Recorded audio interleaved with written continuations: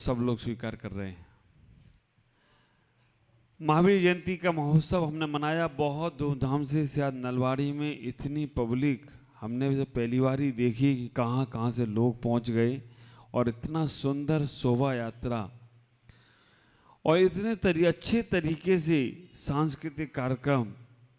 इतनी जल्दी तो हमारे ख्याल से स्वर्गों के देवों को भी सोचना पड़ा होगा कि इतनी जल्दी नलवाड़ी वाले कैसे कर लिए, क्योंकि उनको भी 6 महीने लग जाते हैं, फिर 9 महीने लगते हैं। गर्भ में आने के बाद 9 महीने तक वो अपनी लीलाएं करते हैं, लेकिन आपने सब कर लिया। आज से हम चर्चा करना चाहते हैं भगवान महावीर के 5 सिद्धांतों की। भगवान महावीर ने जो जीवन जिया वो तो हमने समझा, लेकिन उन्होंने हमें जीवन जीने के क्या सूत्र दिए। भगवान महावीर के जीवन के अगर 5 सूत्रों को देखें, अहिंसा, अचौर, अझूठ, अकाम, अपरिग्रह, सब में आ है। आप विचार करके रखना, सब में आ है शब्द। अहिंसा, अचौर, अहिंसा मतलब है हिंसा नहीं करना। अचौर का मतलब है चोरी नहीं करना। अझूठ, अझूठ का मतलब है झूठ नहीं बोलना। अकाम, अकाम का मतलब है कि हम ब्रह्मचर्य का पालन करना। अपरिग्रह, अपरिग्रह का मतलब है हमारे पास आवश्यकता से अधिक सामान नहीं होना। इन 5 सिद्धांतों को अगर हमारे देश में सरकार अपना ले तो हमारे देश की बहुत सारी समस्याओं का समाधान हो जाए। कल जैसे मैंने बोला था कि हमारे देश को अणुबमों की आवश्यकता नहीं है, हमारे देश को अणुवृत्तों की आवश्यकता है।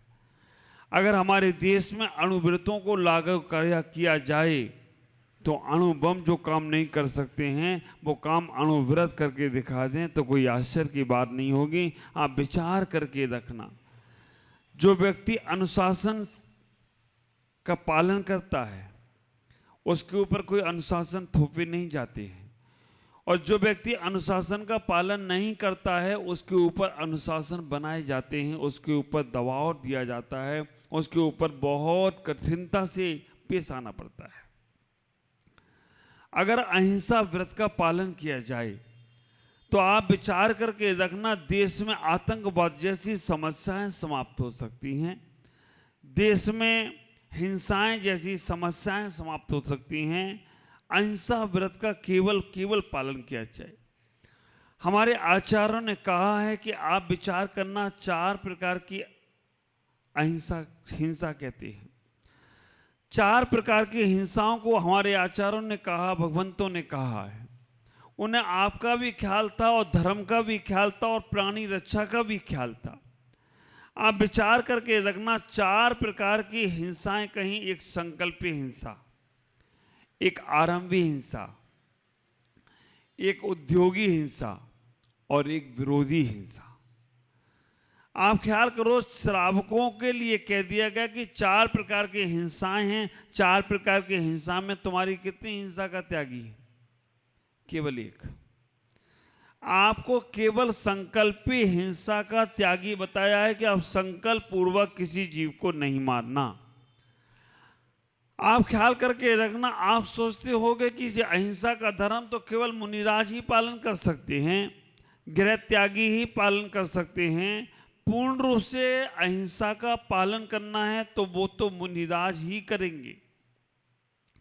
ख्याल करना, पूर्ण रूप से अहिंसा का पालन करना है तो वो मुनिराज ही करेंगे, लेकिन हम घर में रहकर भी अहिंसा धर्म का पालन कर सकते हैं। सबसे पहले बस एक ही हिंसा का त्यागी बताया आपको, संकल्प हिंसा। संकल्प पूर्वक किसी जीव को नहीं मारना। आप विचार करके रखना, आपके आरंभ की हिंसा का त्याग नहीं बताया आचार्यों ने। जो भी आप घर व्यापार बिजनेस करते हो, घर में उठा पटक करते हो, घर में सामान यहाँ से वहाँ रखते हो, चूल्हा चौका जो 5 आरंभ कर रहे हो वो सबकी छूट दी है, आरंभी हिंसा। उद्योगी मतलब व्यापारी हिंसा, व्यापार की भी तुम्हें छूट दी है, जो व्यापार करते हो करो। और विरोधी हिंसा कि अगर कोई तुम्हारा विरोध करने के लिए आए तो उसका तुम जमकर विरोध करो। 3 हिंसा का आपको त्याग नहीं बताया। केवल संकल्प पूर्वक जीवों को नहीं मारना। आप विचार करना, अगर तुम्हारे मन में ये भाव आ जाए कि मैं जीव को संकल्प पूर्वक नहीं मारूंगा, तो आप अहिंसक हैं। क्या संकल्प पूर्वक जीवों को मारते हो? मन में सुबह उठकर सोचते हो कि आज हम 100 जीवों को मारेंगे? कोई एक जैन व्यक्ति ऐसा सोचता है कि आज हम 50 लोगों की हत्या करेंगे? फिर तुम क्यों त्यागी नहीं हो सकते हो? आप विचार करके रखना, आप कोई भी नहीं सोचता, भावों में भी नहीं आता है आपके। ये जैन धर्म एक विश्व का एक ऐसा धर्म है जहां पर तो द्रव तो छोड़ो, भावों में भी पर जीव को सताने का भाव मन में नहीं आता है। भावों में भी दूसरे जीवों को मारने का भाव नहीं आता है। ऐसे जैन कुल में हमारा जन्म होगा। तो आप अपने जीवन में इतना ही सोचो, जीवन में इतना ही सोचने का प्रयास करो कि हम संकल्प पूर्वक किसी जीव को नहीं मारेंगे। अगर ये भी आपके मन में विचार आ गया तो आप संकल्पी हिंसा से बच सकते हो। कभी कोई भाव आता नहीं, हाँ दूसरा कोई परेशान करे तो उसे जवाब देना पड़ेगा। इसके लिए आचार्यों ने मना नहीं किया। घर के कार्य करना है, व्यापार करना है, बिजनेस करना है, उनके लिए आचार्यों ने मना नहीं किया। ख्याल करो, घर के कार्य भी आप करते हो, उनमें भी अहिंसा का पालन कैसे कर सकते हो? भट्टिकार आचार्य से पूछा, हे भगवान, इस संसार में बहुत जीव हैं, अनंत अनंत जीव हैं, उड़ते हैं, बैठते हैं, सब जगह जीव ही जीव भरे हैं, उनकी हिंसाओं से कैसे बचे? आचार्य भट्टिकार से पूछा, कदम चरे कदम चिट्ठे कदम आसे कदम सहे कदम भाष्य जदव पावई न बंदई। आचार्य भट्टिकार स्वामी मूलाचार ग्रंथ में शिष्यों को समझाते हुए कहते हैं, इदम चरे इदम चिट्ठे इद मासे इदम सही इदम भाष्य जदव पावई न बंदही। आचार्य कहते हैं कि यत्न पूर्वक चलो, यत्न पूर्वक बैठो, यत्न पूर्वक बोलो, जिससे पाप का बंद नहीं होगा। यत्न का मतलब है विवेक। अगर विवेक के साथ आप क्रिया करते हो तो समझ लेना आपकी पाप की क्रिया भी पुण्य में ही परिवर्तित होगी। और अविवेक के साथ आप पुण्य की क्रिया कर रहे हो तो वो पाप में कारण बने तो कोई आश्चर्य नहीं होगा। अगर समझ के साथ, होशियारी के साथ आप विचार करके रखना, अगर विवेक के साथ पाप की क्रिया भी चल रही है तो पुण्य में कारण हो रहा है, और पुण्य और अविवेक के साथ अगर पुण्य की क्रिया भी कर रहे हो तो तुम्हें पाप का सतत बंध होगा। आप कहोगे महाराज ऐसे कैसे हो सकता है? अगर कोई जीव मर रहा है हमारे चलने से तो हमें उसका पाप का बंध नहीं होगा? आचार्य ने कहा, हम साधुओं को 5 प्रकार की समिति बताई, ईर्ष्या समिति, भाषा समिति, येषणा समिति, आदान निक्षेपण समिति, निष्ठापन समिति। अगर आप जमीन देखकर चलते हो और जमीन देखकर चलते समय अगर कोई जीव मरण को भी प्राप्त हो जाता है तो आपको पाप का बंध नहीं होगा। आप प्रमाद की दशा, आप जब बैठने के लिए बैठते हो, नीचे की जमीन अगर झाड़ कर बैठते हो और कोई जीव मरण को भी प्राप्त हो जाए तो पाप का बंध नहीं होगा। आप विचार करके रखना, इतना ही सोचना, अगर आप कोई सामान उठाते हो, रखते हो, और सामान उठाते समय, रखते समय थोड़ी सावधानी कर लेते हो, वहाँ देख लेते हो कि कोई जीव तो नहीं है, और आपने देख कर रख दिया, कोई जीव मर भी गया, अगर आ भी गया अचानक, तो पाप का बंध नहीं होगा। हमें इतना ही सोचने का प्रयास करना है कि हमें अपने जीवन में अहिंसा धर्म का कैसे पालन करना। छोटी छोटी सी चीजें हैं, उन अहिंसा धर्म के पालन करने के लिए हमें छोटे छोटे से विचार और संकल्प करना है। इतना ही सोचो, इतना ही विचार करो। संकल्प पूर्वक हम कभी किसी जीव को नहीं मारेंगे, संकल्प पूर्वक हम कभी किसी की हिंसा नहीं करेंगे, आप पुण्यशाली जीव हो जाएंगे। इतना विचार करना। घर के कार्यों को करते हो, व्यापार भी करो, व्यापार में भी आप इतना ही विचार करना, जिन व्यापारों में हिंसा ज्यादा हो, जिन व्यापारों में हिंसा का कार्य ज़्यादा हो, आप विचार करके रखना उन व्यापारों को नहीं करना। नकली दवाइयों का व्यापार, खूब कमाई करते हो, लेकिन नकली दवाइयों का व्यापार होता हो, नकली सामान का व्यापार होता हो, तो उससे बचने का प्रयास करो। तब कहीं जाकर तुम अहिंसा धर्म का पालन कर सकोगे। आपसे कहूँगा कि अहिंसा धर्म का पालन करना है तो हम छोटे छोटे संकल्प पानी का प्रयोग करना हिंसा है या अहिंसा है? हिंसा है, मालूम है ना। आप विचार करके रखना, अगर आपके घरों में नल में छन्ने नहीं हैं, आप बहुत पूजा पाठ कर रहे हो, मंदिर में भगवान की उपासना कर रहे हो, सब कुछ कर रहे हो, और अनछने पानी का प्रयोग चालू है, तो आप विचार करके रखना कि आपका वो धर्म भगवान तक तो सीमित रह गया, लेकिन आत्मा तक जाने वाला नहीं है, और कर्म का आश्रय रहेगा। इतना ही तो विवेक लगाना है। छन्ना बहुत कीमती नहीं है, छन्ना बहुत महत्वपूर्ण है लेकिन कीमती नहीं है। हमें विवेक लगा लिया, और आप विचार करके रखना, कई बार तो मुझे आश्चर्य लगता है कि हमने जब छन्ने के बारे में बोला तो एक आदमी ने लगा लिया, 6 महीने तक बदले ही नहीं। हाँ, कपड़े रोज बदलते हो, वही छन्ना लगाए, सड़ गया, गल गया। हमें तो कई बार यही आश्चर्य लगता है, मंदिर के भगवान को प्रक्षालन करने वाला कपड़ा, वैसे यहाँ का तो अच्छा ही होगा नलवाड़ी वालों का, लेकिन कई जगह ऐसा कपड़ा भगवान के पहुँचने का कि अगर आदमी को सुंघा दो तो मिर्गी आ जाए उसको। धोते ही नहीं है, पानी में डाला और निकाल दिया। क्यों? पुजारी के भरोसे छोड़ रखा है, पुजारी करेगा। ख्याल करो, आप अपने जीवन में इतना विचार करने का प्रयास करो कि हम अपने विवेक की क्रिया करें। पहले घर में झाड़ू अपने हाथ से लगाते थे, है ना, आलोचना पाठ में पढ़ते हो ना, चूल्हा चौका बाहरी करना, ये सब अपने हाथ से करते थे। लेकिन आजकल तुम्हारे घरों में मशीन आ गई, मशीन लगाई, सारा कमरा साफ। कमरा तो साफ हुआ, लेकिन छोटे छोटे जो जीव थे ना, वो अगर उस मशीन के अंदर चले गए हों तो आश्चर्य की बात नहीं। विनोबा भावे से पूछा गया, विनोबा भावे से पूछा गया, वो घर में झाड़ू लगा रहे हैं, उनसे पूछा कि क्या कर रहे हो आप? उन्होंने कहा मैं पूजा कर रहा हूँ, मैं भगवान की पूजा कर रहा हूँ। पूछा ये कैसी पूजा, आप तो झाड़ू लगा रही हो? उन्होंने कहा मैं पूजा कर लूँ फिर बताऊंगा। तो जो व्यक्ति पूछने गया था, जब झाड़ू लगाकर बैठे, पूछा कितनी पूजा हो गई? उन्होंने कहा मैंने 2 पूजा कर ली। पूछा कि 2 पूजा? हमने तो एक भी श्वासवा नहीं सुनी आपकी। उन्होंने इतना ही कहने का प्रयास किया, मैं जब झाड़ू लगाया था तो 2 जीवों की रक्षा कर ली। अगर मेरी 2 पूजा हो गई हो तो कोई आश्चर्य की बात नहीं है। विचार करके रखना, ये विवेक अगर तुम्हारे पास आ गया तो तुम्हारे भावों में भी कल्याण की भावना होगी। और विवेक नहीं आया, इस थाली का द्रव्य इस थाली में चढ़ा दिया, लेकिन हमने भाव परिणामों को, विचारों को हमने सिंपल नहीं किया, तो कैसे तुम्हारा जीवन अच्छा होगा। अहिंसा की बात कहूँ, अहिंसा की बात कहूँ तो अमरचंद दीवान का नाम हमारे मानस मंडल पे आता है।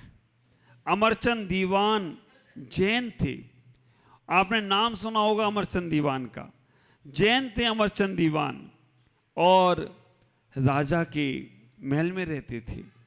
किसी ने भड़का दिया, इस संसार में भड़काने वाले भड़काऊ लोग ज़्यादा होते हैं। आप विचार करके रखना, कोई शांति से जीवन जीना चाहे तो जीने नहीं देती है। कुछ लोग होते हैं, नारद और असुर जो हमारी जाति के देव, वो कुछ ना कुछ भड़का ही देते हैं, और आदमी सिंपल से अच्छे से कोई कार्य कर रहा हो तो करने नहीं देते हैं, भड़का दिया।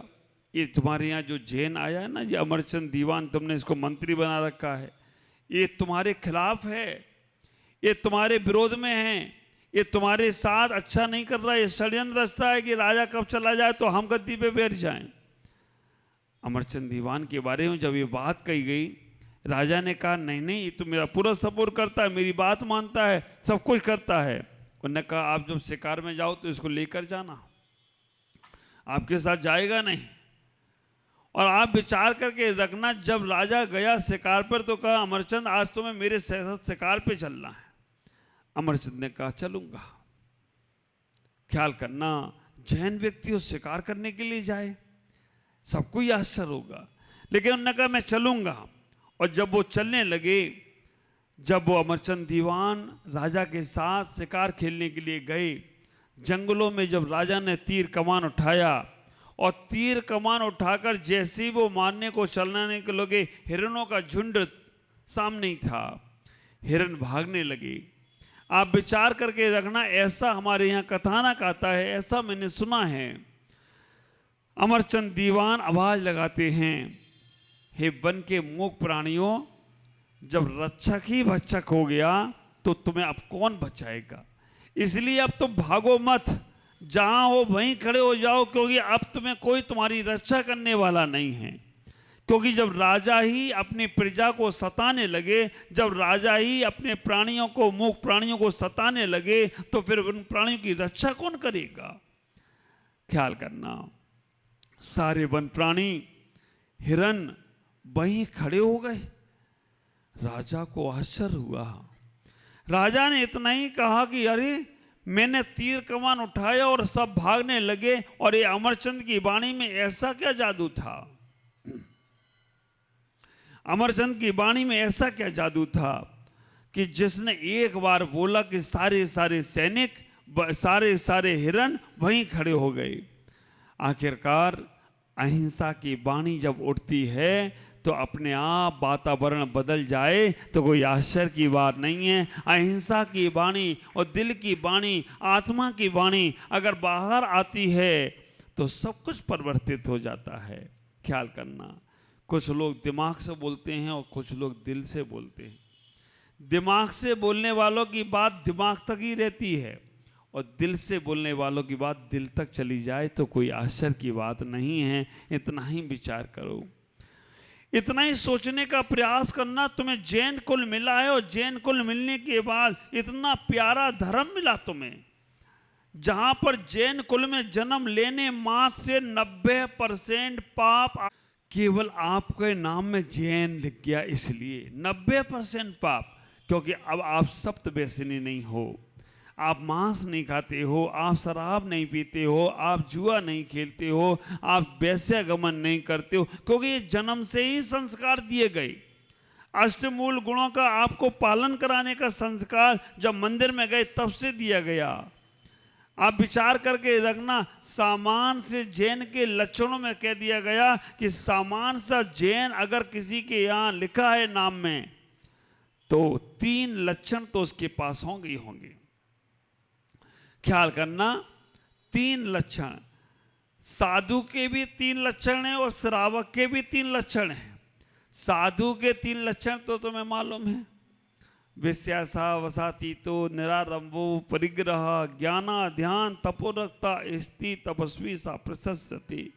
साधु के 3 ही लक्षण, ज्ञान, ध्यान और तप में लीन रहना। साधु ज्ञान में रहता है, तप में रहता है, ध्यान में रहता है। तो साधु के 3 ही लक्षण है, ज्ञान, ध्यान, तप में लीन रहना। और श्रावक के कितने लक्षण हैं? 3। कौन कौन से? महाराज के लक्षण तो मालूम है, महाराज हमारे लक्षण क्या है नहीं मालूम। ये लक्षण आप ही जानो हमारे क्या लक्षण है। आप विचार करके रखना, श्रावक के 3 ही लक्षण हैं, और वो तीनों लक्षण कौन कौन से हैं? देव दर्शन करना, पानी छान कर पीना और रात्रि भोजन नहीं करना। ये तुम जैन कुल में जन्म लिया तो ये तीनों तुम्हारे पास जन्म से ही आ गए। आप विचार करके रखना, जैन कुल में जन्म लेने मात्र से पानी छानने की कला और कोई धर्म में नहीं है। आप विचार करना, कोई भी धर्म में पानी छानने के लिए नहीं बताया गया, लेकिन जैन धर्म में बताया गया। आप लोग भी घर में एक्वागार्ड लगा रखे होंगे, छन के आता है, उसकी छन्नी को छान कर देखा कभी? कितनी अंदर अंदर जीव पड़ रहे होंगे, कितना आप पानी, बिस्लरी की बोतल कैसे कैसे बन रहा है। ख्याल करना, 3 लक्षण आपके थे, पानी छान कर पीना, रात्रि भोजन नहीं करना और देव दर्शन करना, अष्टमूल गुणों का पालन करना। अगर ये 3 लक्षण तुम्हारे पास हैं तो तुम जैन हो, और जैन कुल में तुम्हारा जन्म लेना सार्थक है। साधु के पास 3 उपकरण हैं। कौन कौन से? हाँ, विजय भाई बता रहे, शास्त्र, पीछी कमंडल। पीछी कमंडल और शास्त्र। आप विचार करना, साधु के पास पीछी ना हो तो तुम साधु मानोगे उन्हें? कहोगे कौन नंगा आ गया। पीछी कमंडल और शास्त्र। और अभी तो हमारे ग्लोबल महासभा ने व्यवस्था कर दी, सारे साधुओं की व्यवस्था कर दी कि कोई भी साधु कहीं भी विहार करता हो तो वो उनकी सेवा में तत्पर रहते हैं। पीछी कमंडल शास्त्र किसी के पास ना पहुंचते हों, कहीं हम तुम्हारे बच्चों को जॉब दिलवाने का प्रयास करेंगे। और तो और जो बच्चे पढ़ना चाहते हैं, वो बच्चों को पढ़ने के लिए अगर आर्थिक व्यवस्था चाहिए तो वो सभी ग्लोबल महासभा हमारे जमुनालाल जी हापावत बम्बई से बैठकर उन्होंने यहाँ अर्चना बहन और मंजू बहन को भेज दिया कि जाओ आप महाराज के दर्शन करना और समाज को हमारी सेवाओं के बारे में बताना। आप ख्याल करके रखना, इतना ही सोचना, साधु के पास पीछी कमंडल शास्त्र 3 चीजें अगर ना हो तो तुम साधु नहीं मानोगे। ये साधु के 3 उपकरण हैं। तुम्हारे 3 उपकरण कौन से हैं मालूम है? नाम? श्रावक के भी 3 उपकरण हैं और श्रावक को 3 उपकरणों के नाम ही नहीं मालूम है।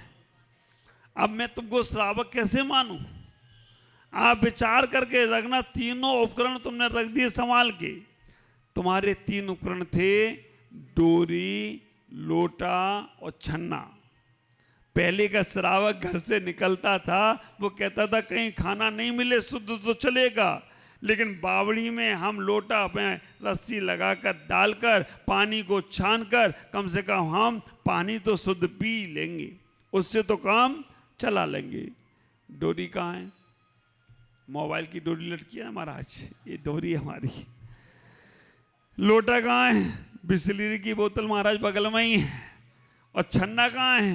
हैंकी है ना महाराज मेरे पर, रुमाल। ये सब तीनों ही उपकरण हमारे पास हैं। कैसे तुमने बदल लिया अपना जीवन?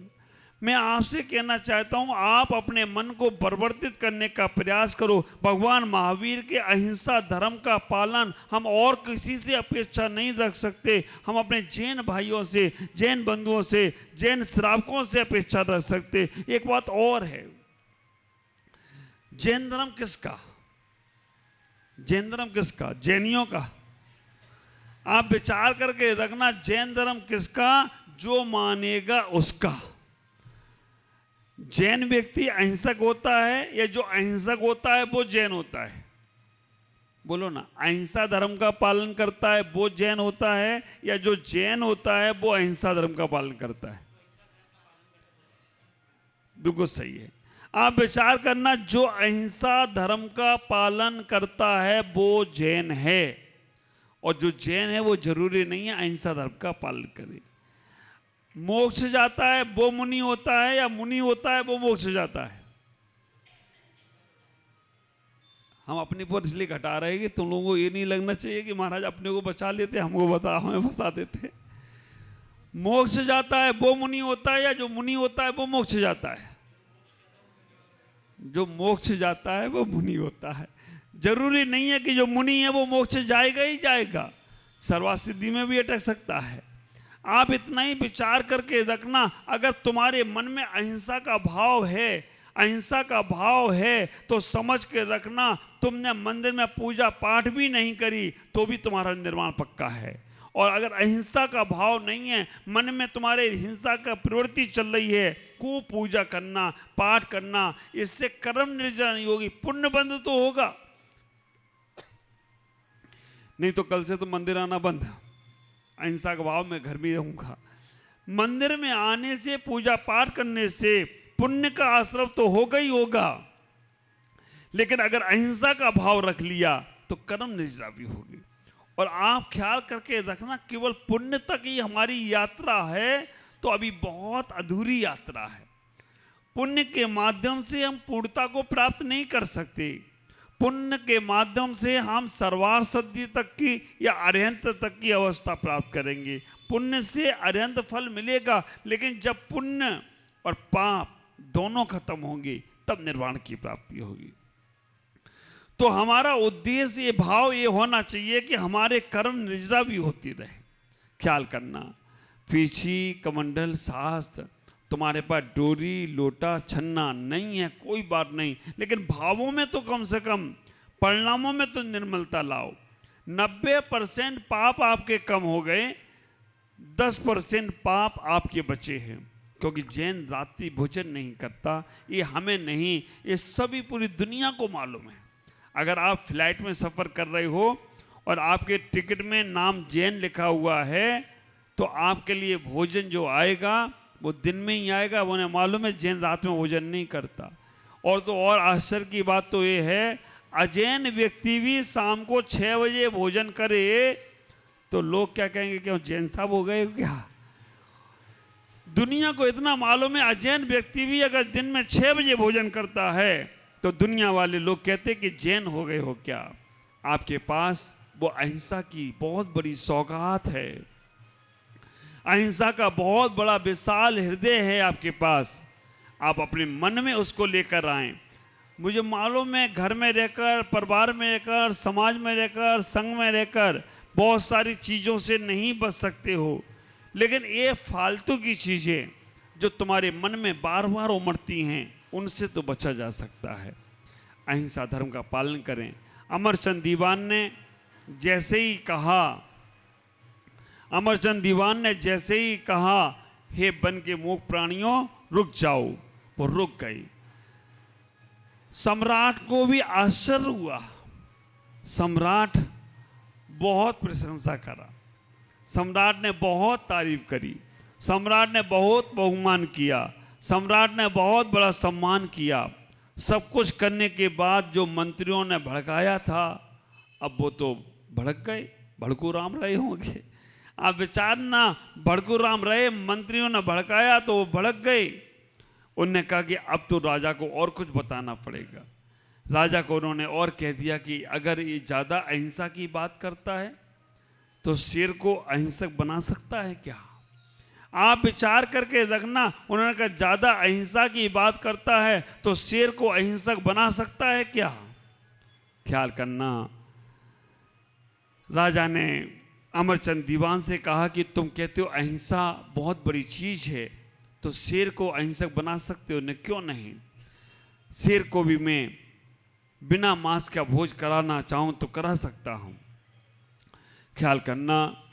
सम्राट ने कहा शेर के पिंजरे में तुम्हें भेजा जाएगा और तुम्हें उन्हें भोजन कराना है ना? ख्याल करो, 3 दिन का भूखा शेर। मंत्री थे, मंत्री खुरापाती रहे होंगे, उसने जाकर कह दिया कि शेर को भूखा रखा जाए 3 दिन, और 3 दिन का भूखा शेर उसके सामने अमरचंद को भेजा गया कि जाओ इन्हें अहिंसा की चीज़ खिला कर आओ। क्या खिलाया उन्होंने? सब मालूम है आपको।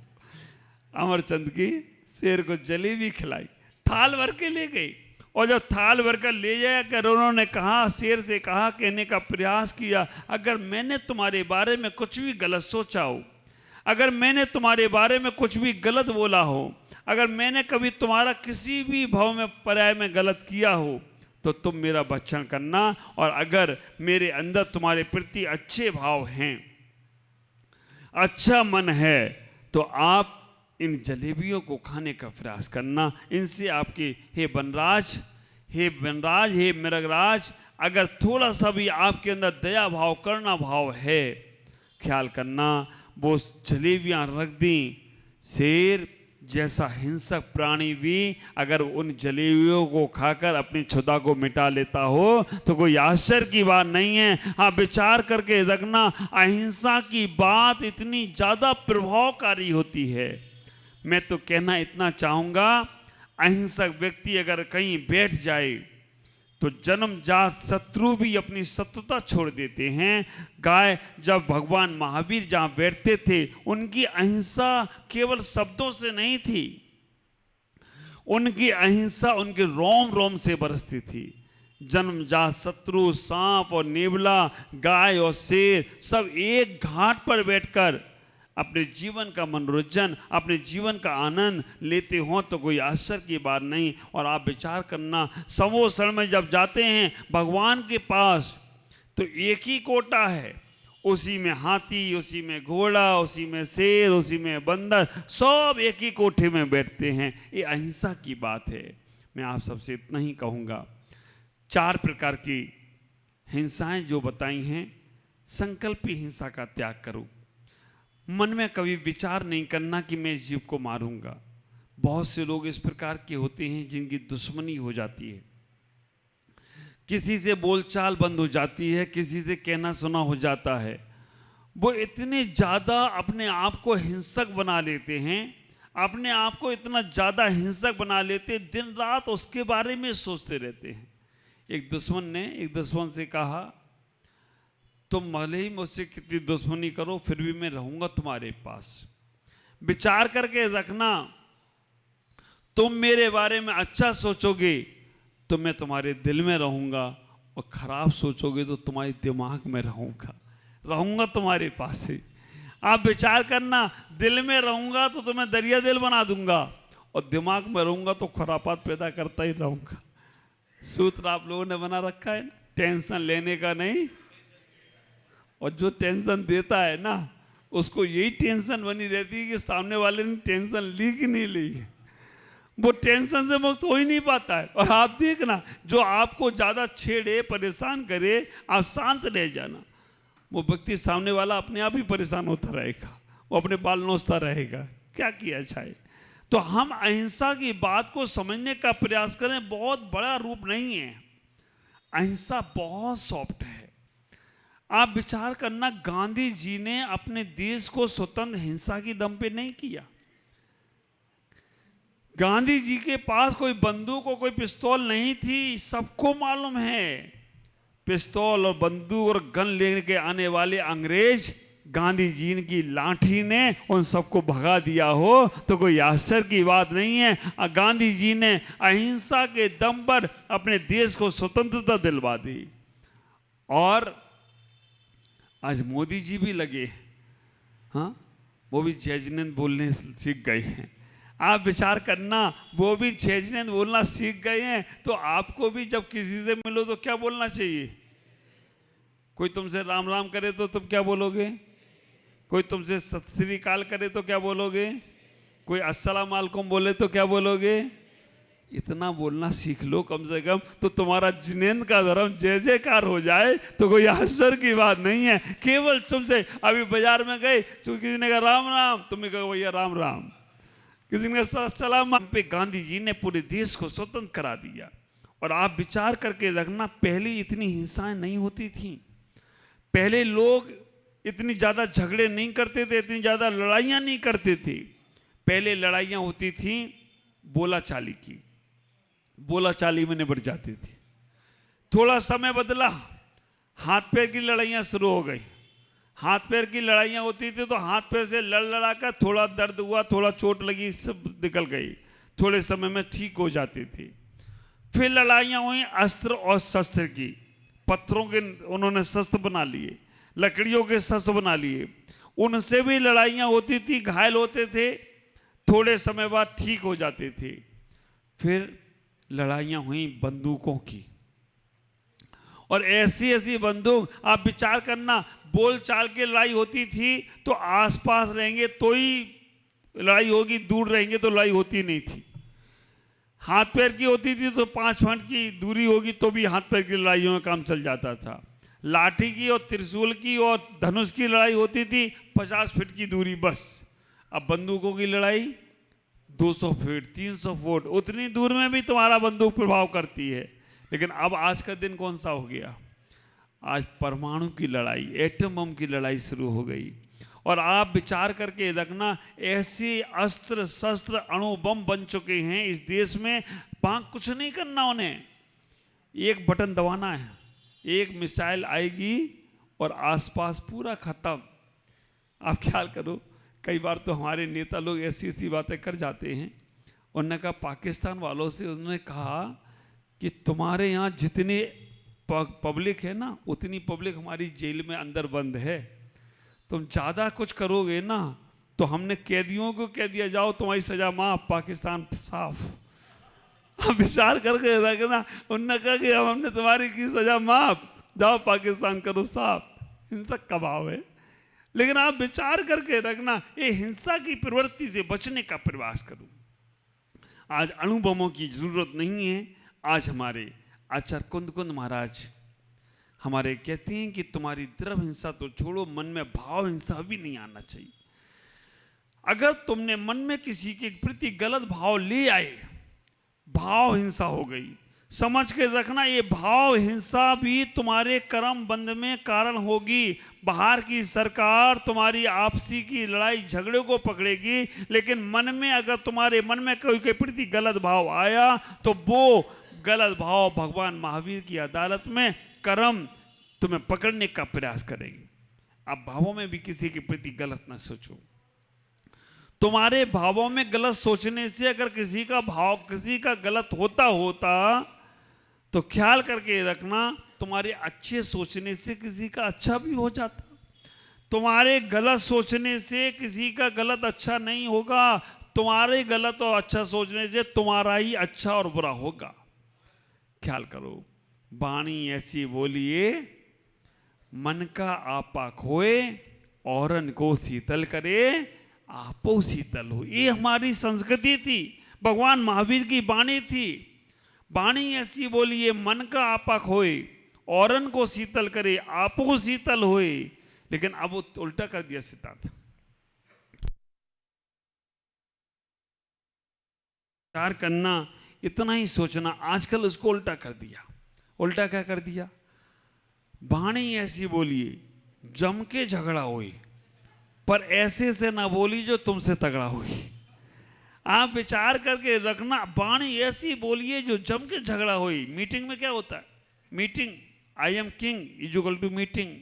और आजकल तो मीटिंग में ईटिंग ज़्यादा हो जाती है, लेकिन यहाँ नहीं है। यहाँ तो जो बात दो ना कह दी। सबसे बड़ी बात, अध्यक्ष जी मेरे बहुत अच्छे, पृथ्वी जी बिल्कुल शांत।